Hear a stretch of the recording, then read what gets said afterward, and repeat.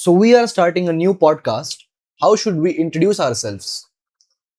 Well, why do we want to introduce ourselves? The problem with introduction is as soon as we introduce, people will start making their judgment what our background is, what our social profile is, what our religion is, what our nationality is. Maybe from accent, people would guess the nationality, that is for sure. But I do not want to indulge into any other thing. And the simple reason for that is because I do not want to give a clue that who we are, because this conversation is not about what you think or what I think. This conversation is only about what a normal person thinks. It could be anybody. It could be anybody on the street, it could be anybody sitting in corporate office, it could be anybody sitting at the bench, it could be anybody sitting at the bus stop. And that's what this conversation is all about. A very honest conversation. And that is why I would say let's remain anonymous, let's remain the way we are, let people guess. So there is no need of introduction. And then you are you, I am me, and anybody can relate with us. So anybody can replace us, anybody can pitch themselves in our shoes, and they can think that they are talking, or maybe, otherwise, that this is someone who we are not. So we would remain anonymous and we would just be sharing our thoughts. That's amazing. So, there are so many podcasts nowadays. So, why this new podcast and why specifically Beyond Shell X? Does it mean anything? Uh, Typically, I would answer that that's a good question, but that's what I don't want to do. There are two things. One is right now we are living in age of information. The problem is the information is not only thick and fast, but it is dirty as well. So we do not know what is the source of the information, where from it is coming, and it's very difficult to decipher like what is the true information and what is the bad information, what is a propaganda. And if you really want to live a meaningful life, first you need to determine what is meaning of your life, and it's something which is very hard to do, or most of the people don't get it. So that's why a new podcast. So this podcast would be, maybe we are talking to each other, or maybe you're just talking to yourself. So if somebody here echo of their thought in our podcast, probably they can relate with us and they can find some answers. And actually, the sole purpose of this podcast is not to answer any question. It's exactly other way around. The sole purpose of this podcast is to have more question in your heart. If we are able to induce those questions, I think our purpose is served. So I hope that answers the question, why a new podcast? Is it right? Absolutely. That's super interesting. Okay. Now coming to your second point, why name Shell-X? So before I answer you that, I need to ask you one thing. Do you know yourself? Not really. I don't think so. I mean, I think I do, but in a broader sense, I know I don't. See, that's a idealistic answer. What do you think a common person would say if I ask them a question, whether you know yourself or not? They would say, absolutely, I know myself. How can I not know myself? Perfect. So you are saying that everybody would think that they know themselves, right? Absolutely. Or most of the people, or at least partially. Nobody would say that probably I don't know myself, or even I don't know where to look for. Is that right or wrong? Absolutely. Agreed. Agreed. Right. So now, if I tell you, probably you even do not know 5% about yourself, then what would you say? I would say that's impossible. How can that be? If I don't know myself, then who knows me? Then it's absurd. So you think if I tell you that you know only 5% about yourself, then that's absurd. That's what you're trying to tell you? Yes. Yes. So if I tell you you only know 5% of yourself, so you would say that's an absurd thought? Okay. So now let me ask you a few questions. Okay? Okay. Okay. The first question, when were you born? Don't give me the date of birth, just say XYZ. XYZ. Okay. How do you know that? Well, because on my birth certificate is that, and I've been told, Birth certificate could be faked. agreed, but I've been told all my life that I was born on that date. So you are told by your parents that you were born on a certain date, and there is a certificate which tells you that you were born on this date, right? Right? Okay. Now, suppose if your parents are lying to you, and if that birth certificate has been faked, how do you know when you were born? Well, in that case, I won't be able to know. For Right? sure. Certainly, yeah. Right? So you do not know when you were born. Now, that challenges the fundamental idea that you know yourself. Because if you are telling me that you are not even sure when you were born, okay, but I do not want to stop here. I want to take it even deeper and further into it. Okay, so I just want to show you few shells today. You are surrounded by the shells all around you. And when you see those shells, you would be shattered. That probably in how much ignorance one can live. Mind you, I am not saying I have answers to anything. I am not saying I am someone who knows anything. I am saying I am a dumb person who does not know anything. One thing which I have is questions, and I am not able to figure out answers to all those questions. Few questions I have figured out, but most of them I have not. Okay. So the purpose of this podcast is to make you aware about possible shells you might have. If you know those shells, then there is a possibility that you can break them. Does it sound appealing to you? It does, but I have one fundamental question. Let's say I know all my shells. Is it really necessary to break them? Or can I just live like that my entire life without knowing? What difference would it make if I know my shells and I break them? Good question. So let's say if I bring you something to eat. Now I am asking you, the box is closed. You don't know what's inside the box, but I am saying this is something to eat. I am not giving you any description. Now, how do you know whether you are going to like this thing or not? How does it smell like? How does it taste like? How do you know? There's no way to know until I eat it. Right. So, first thing is you need to see it, you need to taste it, and then who is going to determine whether this is right for you or not? That would be me. Right. Yes. So, I am trying to suggest you first know whether you have any shells or not. Right? Right. After that, you decide whether you want to break them or not. After that, you decide whether you want to live with those shells or not. That's entirely your decision. I am not saying that you break anything. I am just saying if you have any shells, which probably you must have, you just identify them. Agreed. Okay. So then the obvious next question is, what are some shells that all of us might have, or some examples of these common shells that we don't realize that we might have? That's the key question of this discussion. And that's the most important aspect we should be discussing in this podcast. But now, before that, it is very important that I tell you one story. The story starts since my childhood memories. In my childhood memories, I was always a curious person. And irony was that I was not rebellious in terms of, I am destructive rebellious, but I was thinking rebellious. So let's say if somebody tells me that this is good for you, I would ask him why.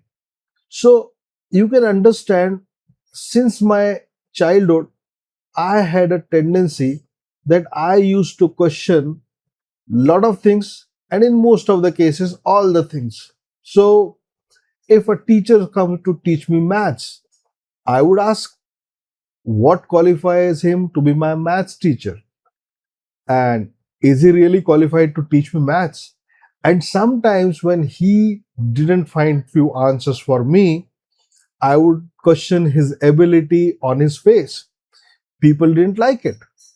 So, if something is told to me by my parents, I used to question that. And in this process, first, I did not find a lot of answers. But after a certain point of time, when I started getting those answers, I was amazed that there is so much misinformation, there is so much propaganda, there is so many things which we think are ours are not even ours. Those things are planted in our head.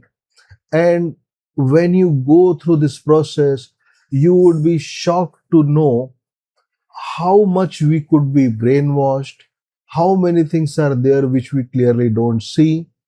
And it's just mind boggling. So that's the story.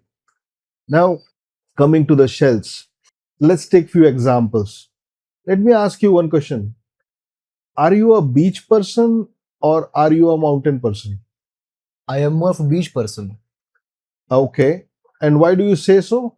I think the beach appeals to me more because I've always liked the beach. I don't know the exact reason, but it's just that I don't feel the same in mountains what I feel in on beaches. So you like beaches, right? Yeah. Okay. So in your life, have you ever heard any question other than, let's say, if we are talking about going to the places? This is the most common question you would get, right? Yes. So have you ever thought, is there anything wrong or right about this question? Not really. No? No. Okay. So why don't people ask, are you a beach person? Are you a river person? Are you a lake person? Are you a mountain person? Are you a city person? Do you like to win crowds? Do you like gardens? You like under the rain?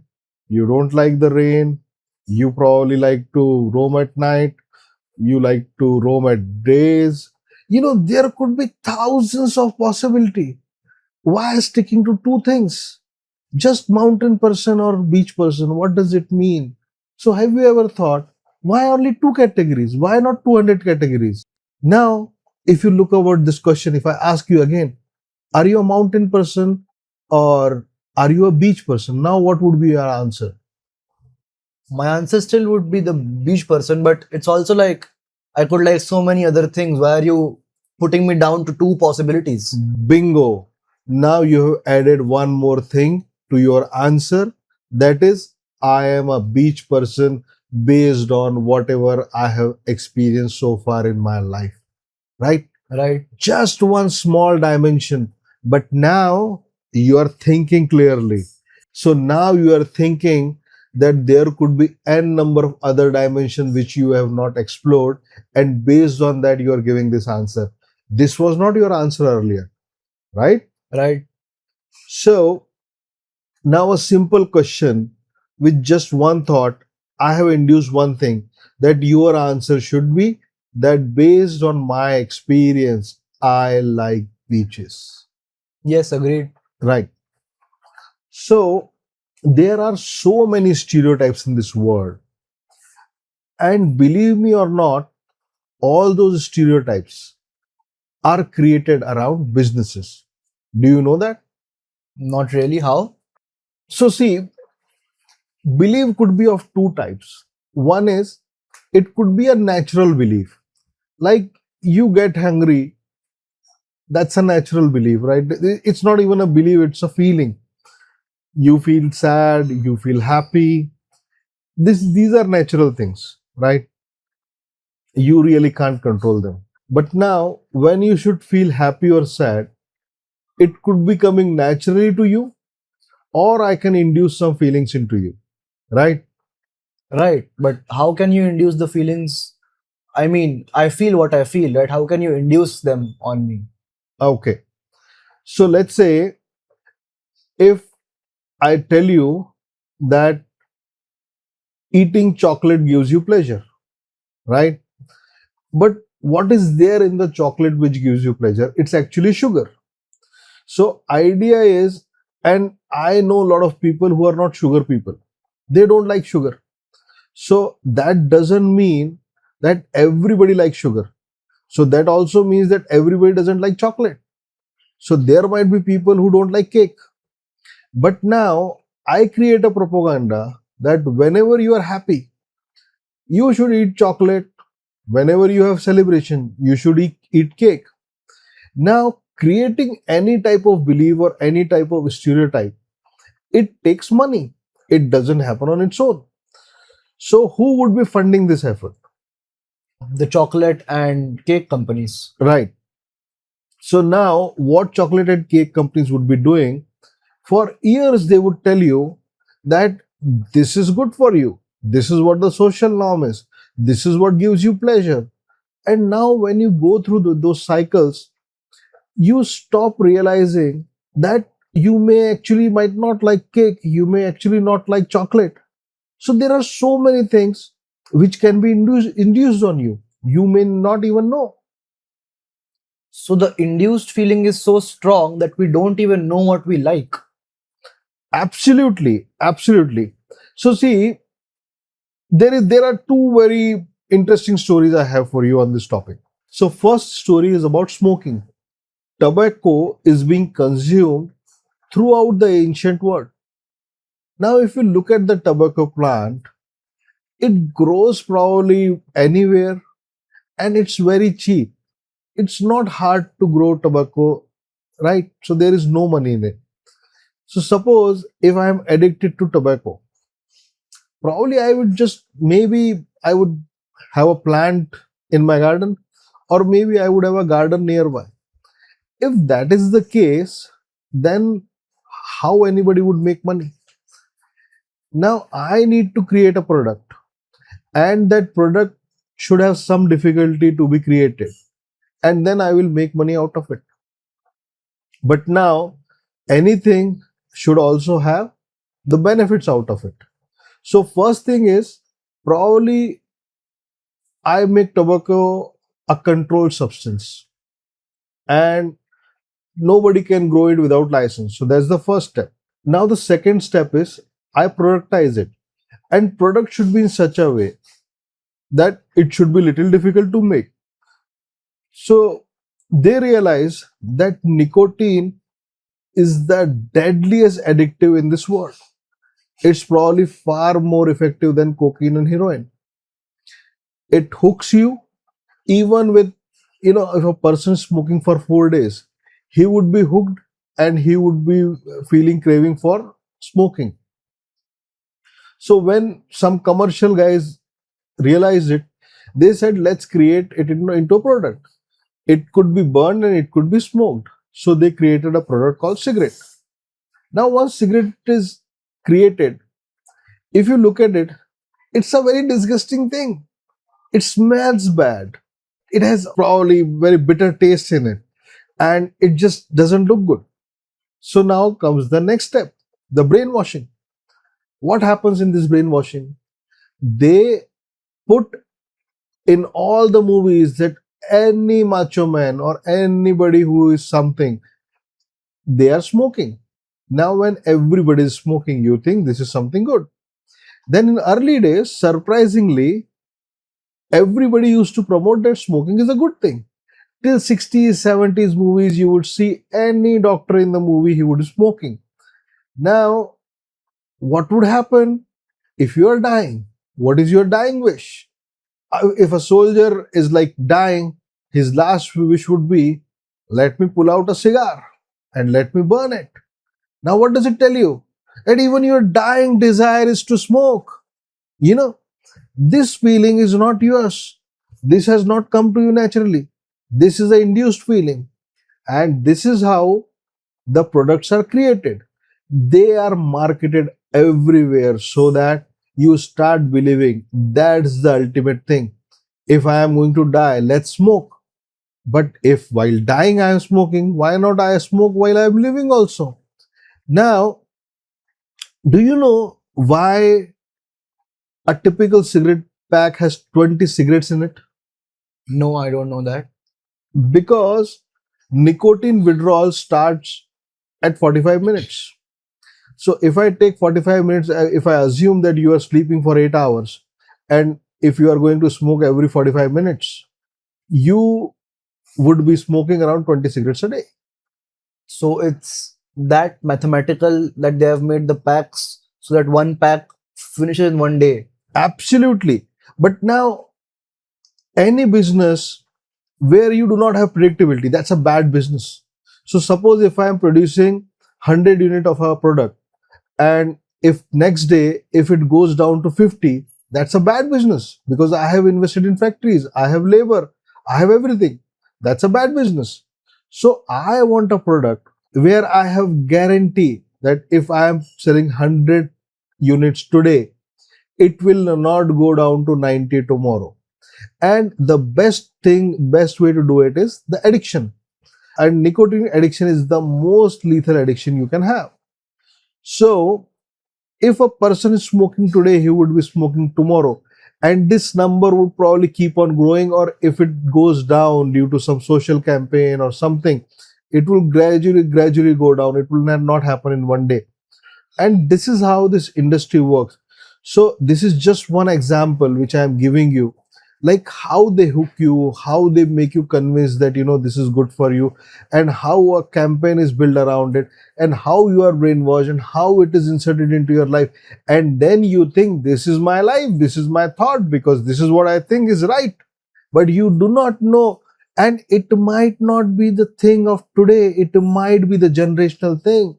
Like example of cake, you might not like it now. There are no advertisement of cake, but it's such a social norm that any celebration cannot happen without a cake.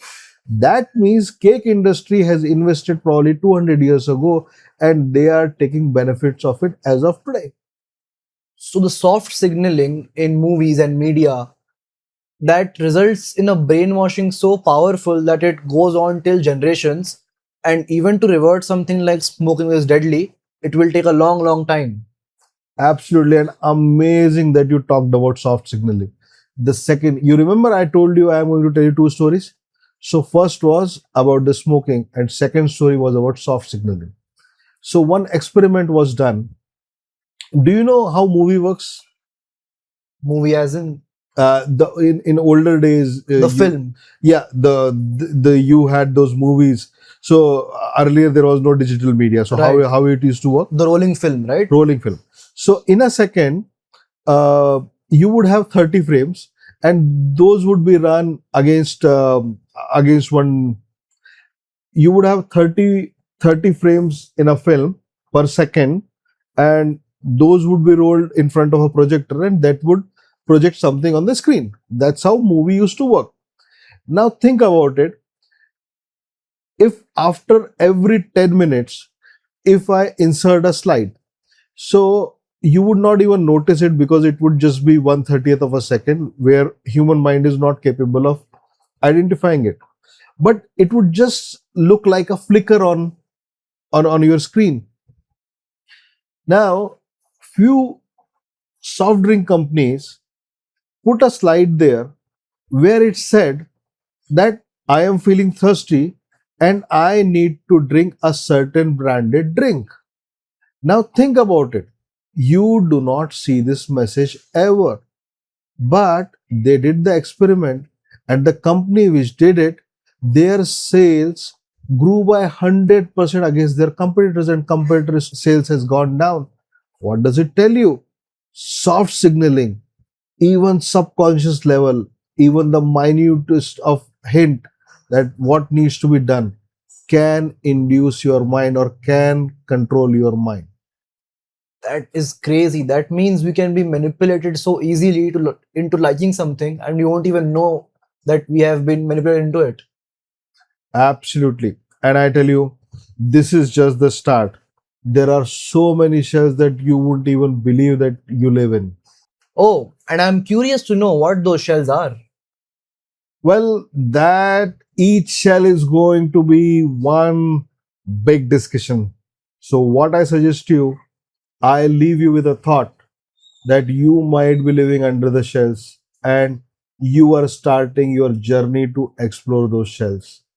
Let's take a break there, and in next podcast we would be discussing about one shell in the detail. That's amazing. Let's wrap this podcast at this point of time. And in the next podcast, we will work on a shell from end to end to the very depth and exploring one shell at a time. Thank you. Thank you.